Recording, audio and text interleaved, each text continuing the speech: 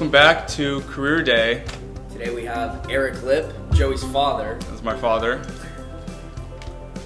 Welcome, Eric. Hi. So, name of your business? Marathon Mortgage Services. And can you give a description Inc. of your... Actually, Inc. Don't forget the Inc. part. It's important. Incorporated. Yeah. Okay, so can you give a description of your job, please? I am a mortgage broker. So people come to me, they want to buy a house, they want to refinance, and they need money, and their house is collateral. I help them out. Okay, great. Awesome. So we got a couple base questions we'd like to ask you. Sure. First off, where are you from? From Northridge, California. Grew up in the Valley, which is not too far from here, as you guys know. Yes. And born and raised, haven't lived anyplace else. Awesome. Where did you go to high school? Went to a high school called LA Baptist, which is not LA Baptist anymore. It's called Heritage Christian. Okay. While you were there, did you play any sports? I did. I played basketball and I did a high jump and track. Nice. All right. There you How go. were your grades in high school? They were not so great. Not so great? Not so great. Not so great, just barely passing type thing? Yeah, somewhere around there, yeah. Oh, okay. Well, and then after that, you went on to college. I did. I went to junior college first, Pierce College, which some of you guys, I'm sure you guys both know. Then I went to Cal State Northridge, and then graduated Cal State Northridge, a couple of years of being in the mortgage business. I went back and got my master's degree in business. And where did you get your master's degree from? Pepperdine. Oh, nice. How do you like junior college? How do you like I think junior college is a place that, people are just kind of trying to figure it out, to be honest with you. So, there's a lot of people there. And from what I was told at the time I was going there is that most people do not go on to 4 years from a junior college. Really? I don't know if it's the same, but that's what I was told when I was there. I feel like you need to have your head straight. Like, you need a goal when you go into junior college. Yeah, that's true. I mean, it might be different now because I think more people are going to junior college because it's a cheaper route. Yeah. But I don't know. Maybe I'm wrong. When you went over to Cal State Northridge, what did you end up majoring in? Psychology. Because again, I wasn't into school. Really into my grades in high school. I wasn't really into my grades in college, but I figured I had to go to college. I thought to myself, if something better came up, I'll do that. Nothing really better came up, so I finished college, needed a major, decided on psychology. And in your undergraduate, what kind of grades did you get? Not that great either.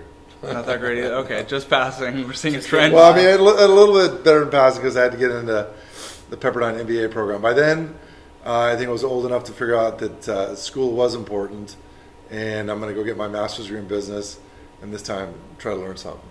Awesome. So how many years of work experience as a mortgage broker Before you went and got your graduate degree from Pepperdine? 3 or 4. 3, and then you were like, I need to go back? Yeah, because being a mortgage broker, your income is very dependent on interest rates. So if rates go up, your income goes down. Rates go down, your income goes up. So from 1 year to the next, rates had gone up, and my income had dropped by 75%. Oh, wow. So I figured if I'm going to stay in this, give it a go, but if it doesn't work out, I got to be able to get a job somewhere. So I better get educated at the same time. So I went to school at night to get my master's degree in business while I worked in the day. And do you think your undergraduate education was a lot more or less important than your graduate education? For me, it was a lot less. And that, again, could have been my major. Could have been I wasn't really into learning at that point.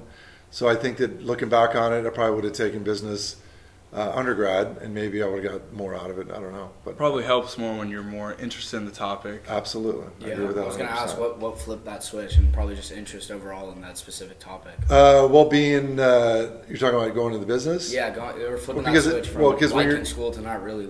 Because when I was, because at some point, when you're home with your mom or whatever, and your parents are paying your bills in undergrad, you don't have to take it as serious because you got a safety net.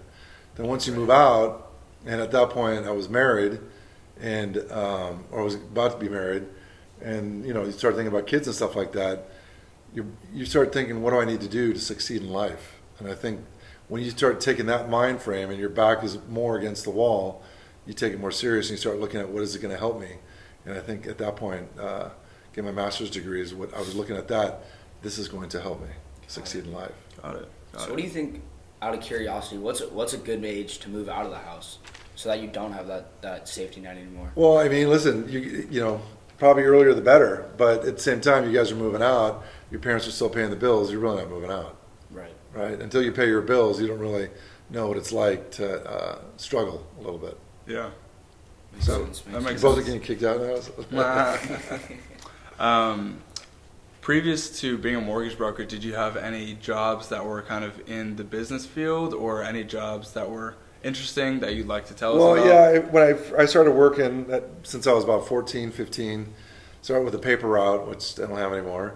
Then what did I do? I worked at a hamburger place, and my friends up working at a hamburger place. All my friends worked at the hamburger place too. And then I ended up working at a health club, which was a very fun job.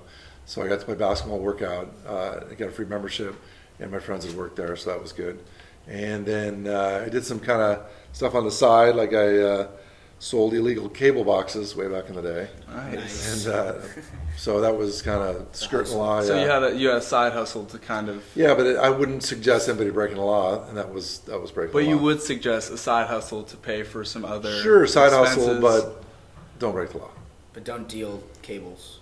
Cable Yeah, boxes, yeah. Well, at that point, Who knows if they. well, just explain what a cable box was. At that point, you hook it up to your TV, and you get all the channels. Right. So, Right. and you paid a one-time fee. So we're not living in the Right, it's a Stone little Age bit- now, exactly. but, anyways, so I thought we were. so I when, sold wheels. so how old were you when you first got into the mortgage business, I was 24. I think, And- yeah, 24. and why the mortgage business? Because I was good at numbers. My dad was he owned real estate. My dad's a dentist, but he also owned real estate on the side. It's kind of his side hustle. And he knew some people in real estate. And he thought since I was good with numbers, I should check it out. I checked it out. I liked it. I did it, and stuck with it ever since. Wow, okay. Very cool. As a mortgage broker, do you have any certain qualifications that you need? Do you need a graduate degree? Do you No. need any type of schooling? No, you just need to get a real estate license. Oh, that's Oh, it. okay. That's it. And then be if you good want at to, numbers. well, yeah, you should be good at numbers. Apparently, Absolutely. yeah. Right. And then you should, if you're going to work for yourself, you have to get a real estate broker's license. Okay. So it's Okay. one level up. Okay. And so you work 5 days a week, 40 hours a week? What do you? 5 days a week, 40 hours a week, about, yeah. Okay. So can you take us through like a day in the life? What do you do? Again, What time Basically, you I'm get to the shuffling office? paperwork. Like people contact me, they want a loan. So then I ask them, okay, I need your last year's tax returns. I need W-2s. I need bank statements. I got to run your credit, all that stuff. They send me the paperwork. I put everything together, send it to the lender.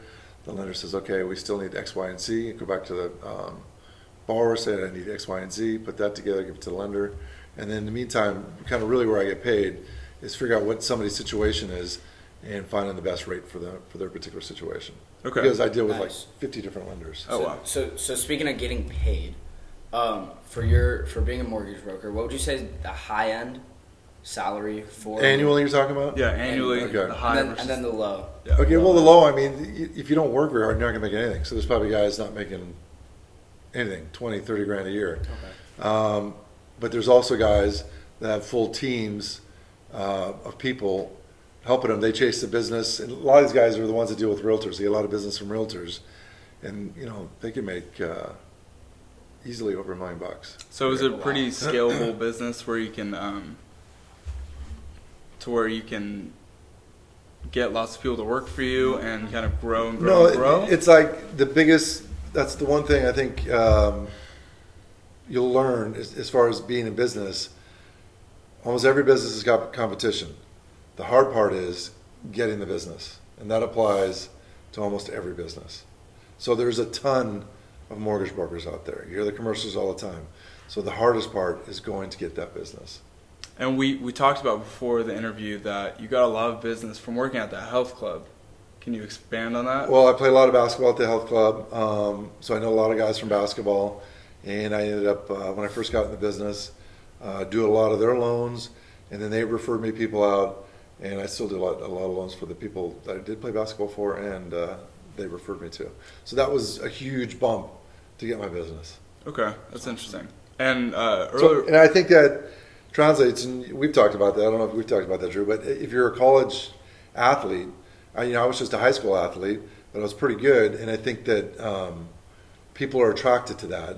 And if you get into something else, they're going to be attracted to that as well and Right. figure that, hey, this kid was good at this. I mean, that's kind of the mindset. So Right.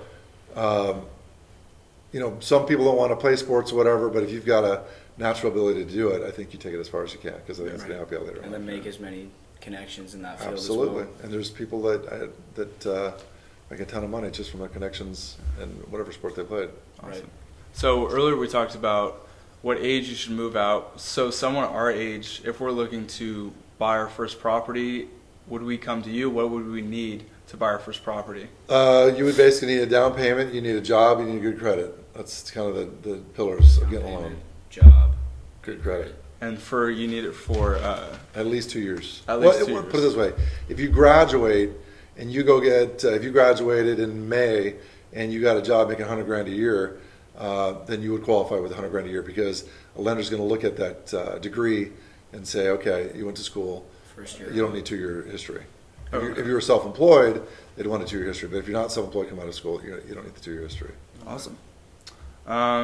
So do you have any investments that you are still going and investing in, or how do you diversify your portfolio? Well, yeah. So basically, as far as investments go, most of my stuff is real estate related, because that's the business I know. Uh-huh. Okay. That's the one thing becoming a mortgage broker is that you learn about real estate. Okay, so you can use that doing other things. And so I have a lot of money invested in trust deeds, where I loan people money, my own money, make a return, and then I also own properties too. And that eventually is my retirement. Awesome. Stock market, crypto, Stock market, crypto, I'm not a big fan of. I just don't see it yet. Maybe I'm wrong. I don't know. I guess we'll see. Okay. Do you have any future business goals for your business, for yourself? Well, at this point, I'm 50. I'll be 55 this year. Just keep working, and then by the time I'm hopefully around 60, be done, and then live off the investments. So just keep doing what I'm doing for the next 5 years. So you'd like to But retire? I do have a business idea for something else that we'll see. We'll keep off camera. I'm not going to show that. Okay. Awesome. And then lastly, do you have any advice for our listeners? Yeah, I think that, like I talked about, there's a lot of competition for every field. The way you limit competition is you get as educated as possible, because there's a lot of people that don't want to do the schoolwork, and that's going to eliminate a lot of competition. Second thing is live below your means. If you make $100,000 a year, live like you're making 75, save the 25, and invest it. Nobody gets rich from working. Everybody gets rich from investing. Awesome. Awesome advice. There you go, guys. Thank you so much, Eric. Eric, we really appreciate you coming on. I think it'll be a good webcast, and keep it up. It'll get better and better. Thank you. No one really calls it a webcast, but whatever.